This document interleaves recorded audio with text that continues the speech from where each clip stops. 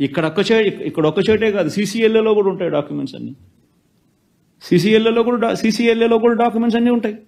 సీసీఎల్ఏలో కూడా వదిలేసాయి, ఆన్లైన్లో ఉంటాయి. బటన్ నొక్కితే ఆన్లైన్లో కనపడతాయి నీ డాక్యుమెంట్, నీకేం కావాలో డాక్యుమెంట్స్. మిగతాది కదా దేవుడు ఎరుగు. మరి ఏం జరిగిందని దానికి ఏదో ఘటన ఏదో జరిగింది, ఆడియోలు ఎందుకు కాలేదో దేవునికి ఎరక. దానికి ఏదో చిత్రీకరించి దానికి ఏదో లేదో ప్లాన్ చేసినట్టుగా దానికి అభూత కల్పన క్రియేట్ చేసి దానికి ఏమేమో దాన్ని చేసి కేవలం ఏంది జగన్ రషీద్ దగ్గరికి పోతున్నారు చూడడానికి. మై గాడ్, అసలు ఏ రకంగా ఇది సబమని చెప్పి నేను అడుగుతా ఉన్నా. 7 సార్లు పెద్దిరెడ్డి రామచంద్రారెడ్డి ఎమ్మెల్యే, 3 సార్లు మిథున్ రెడ్డి ఎంపీ. వాళ్ళకు మంచి పేరు ఉంది కాబట్టి ప్రజలు వాళ్ళని ప్రతి సందర్భంలోనూ వాళ్ళని గెలిపిస్తూ వస్తున్నారు. కేవలం వాళ్ళను అబాస్పాలు చేయాలా, వాళ్ళ మీద బురదయ్యాల, వాళ్ళ ఇళ్ళ మీద ఇల్లే దాడులు చేస్తారు. వాళ్ళ సొంత కాన్స్టిట్యున్సీ వాళ్ళు తిరుగుతూ ఉన్నప్పుడు వాళ్ళ మీద ఇల్లే దాడులు చేస్తారు. దాడులు చేసి కేసులు మళ్ళీ వీళ్ళ మీదనే పెడతారు. వీళ్ళ కార్లను ధ్వంసం చేస్తారు. వీళ్ళ ఇళ్ళ మీద రాళ్ళు వేయిస్తారు. వీళ్ళ కార్లను కాల్ చేస్తారు. రెడ్డప్ప కార్ను అయితే కాల్ చేసినారు, మిథున్ రెడ్డి కార్లను అయితే పగలగొట్టినారు, ధ్వంసం చేసినారు. కేసు మళ్ళీ మిథున్ రెడ్డి మీదనే కేసులు. ఇంతటి దారుణంగా చేస్తూ ఉంటే నిజంగా ఆశ్చర్యం అనిపిస్తుంది. అసలు రాష్ట్రంలో ఒకసారి గమనిస్తే ఎంత దారుణమైన పరిస్థితి రాష్ట్రంలో జరుగుతూ ఉన్నాయి అని చెప్పి ఒకసారి చూస్తే ఆశ్చర్యం అనిపిస్తుంది నిజంగా. మదనపల్లిలో ఒక ప్రత్యేక హెలికాప్టర్లో పోలీసు అధికారులను పంపిన చంద్రబాబు నాయుడు గారు, ఈ స్లైడ్కి మళ్ళీ వద్దాంలేమ్మా. ప్రత్యేక హెలికాప్టర్లో పంపించిన చంద్రబాబు నాయుడు కర్నూలు జిల్లాలో మచ్చుమరిలో బాలిక కుటుంబానికి న్యాయం చేయడానికి మాత్రం ఆయనకు వెంటనే స్పందించడానికి మాత్రం ముందుకు రాడు. ఆశ్చర్యం ఏమిటంటే జూలై 7న బాలిక మిస్సింగ్ జరిగితే వారం రోజుల తర్వాత వాల్మీకి కుటుంబాలు ఆందోళన చేస్తే 16వ తేదీన ఎస్పీ ప్రెస్ మీట్ పెడతాడు. డెడ్ బాడీని ఇప్పటికి కూడా చూపించరు. దీని నుంచి తప్పించుకునేదానికి ఒక దళితుడిని లాకప్ డెత్ చేసేస్తాడు. ఈ కేసులో ఇంత తీవ్రంగా ఉండగానే మళ్ళీ ఎస్పీని ట్రాన్స్ఫర్.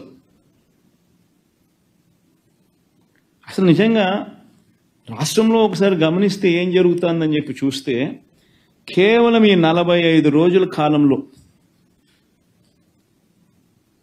8 మందికి పైగా అత్యాచారాలు, 4 హత్యలు, అత్యాచారాలు. అంటే 45 రోజుల్లో 12 మంది మీద, 12 మంది విమెన్, 12 మంది మహిళల మీద తీవ్రమైన ఘటనలు. కొన్ని చోట్ల హత్యలు, అత్యాచారాలు, కొన్ని చోట్ల అత్యాచారాలు. 45 రోజుల్లో 12 మంది మీద. వైఎస్ఆర్సీపీ అధికారంలో ఉన్నప్పుడు, మా పార్టీ అధికారంలో ఉన్నప్పుడు ప్రతి మహిళకు రక్షణగా దిశ యాప్ ఫోన్లోనే ఉండేది. 1,40,00,000 మంది మహిళలు డౌన్లోడ్ చేసుకున్నారు. ఏ ఒక్కరికైనా ప్రమాదంలో వాళ్ళు ఉన్నట్టుగా అనిపిస్తే ఊరిక 5 సార్లు ఫోన్ షేక్ చేసినా లేకపోతే SOS బటన్ నొక్కితే చాలు, వెంటనే వాళ్ళకి ఫోన్ వస్తుంది ఏమైందమ్మా అని.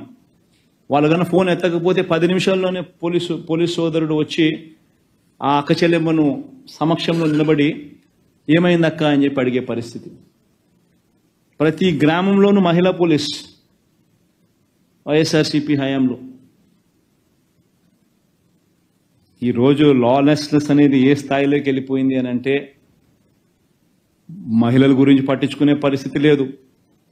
దిశ యాప్ ఎలా పనిచేస్తూ ఉంది అని అంటే అది జగన్కి ఎక్కడ క్రెడిట్ వస్తుందో, దిశ యాప్ బాగా పనిచేస్తే అని చెప్పి దాన్ని పట్టించుకునే పరిస్థితి ఉండదు. దిశ పోలీస్ స్టేషన్లు ఏమైనా పట్టించుకోరు, దిశ పబ్లిక్ ప్రాసిక్యూటర్లు ఏమైనా పట్టించుకోరు, ఎలా పనిచేస్తూ ఉందో పట్టించుకోరు. ఆశ్చర్యం కలిగించే విషయాలు నిజంగా ఇవన్నీ కూడా. పల్నాడు విషయంలో కళ్ళు నిజంగా ఆశ్చర్యకరం, కళ్ళు నిజంగా పెద్దగా అవుతాయి అంత ఆశ్చర్యకరమైన ఘటనలు. న్యాయం ధర్మం వైపున పోలీసులు నిలబడతారా, లేకపోతే ఒక మనిషిని ఎలా ఇరికించాలి అని చెప్పి పోలీసులు కష్టపడతారా అన్నదానికి నిదర్శనం.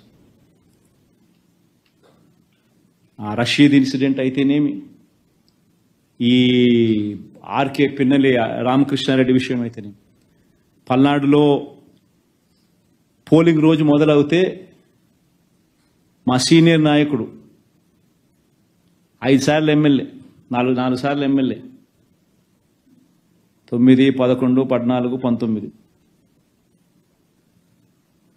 మంచి పేరు ఉంది కాబట్టి తను అన్నిసార్లు రిపీటెడ్గా 4 సార్లు వరుసగా ఆయన ఎమ్మెల్యే గెలుచుకుంటూ వచ్చాడు.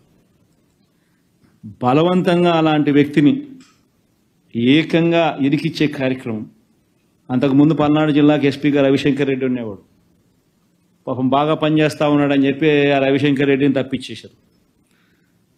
వీళ్ళు ఎలక్షన్ కమిషన్ను, వీళ్ళకున్న కేంద్ర ప్రభుత్వంలో వీళ్ళకున్న పలుకుబడితో బిందు మాధవ్ అని చెప్పి ఒకరిని ఎస్పీని తెచ్చుకున్నారు. ఆయన చేస్తా ఉన్న ఆకృత్యాలు అక్కడ అంతా ఇంత కాదు అని చెప్పి ఏకంగా తెలుసుకుని ఎలక్షన్ కమిషనే స్వయంగా ఆయన్ను సస్పెండ్ చేసింది. ఆయన చేసిన అగత్యాలకు ఎలక్షన్ కమిషనే ఆయన సస్పెండ్ చేసింది స్వయంగా.